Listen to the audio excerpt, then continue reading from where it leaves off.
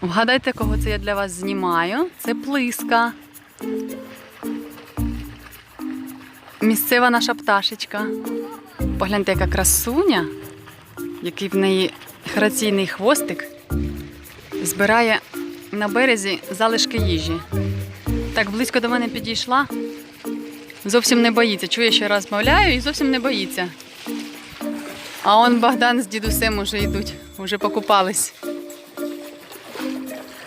Богданчик, диви, як близько плиска підійшла до нас. Подивися. Так уважно роздивляється. Давайте ми роздивимося її оперення. У неї чорний нагрудничок і чорна шапочка. Дивіться, яка вона різка.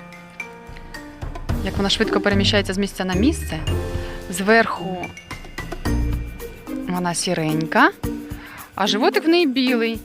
І її відрізняє видовжений дзьобик та довгий хвостик.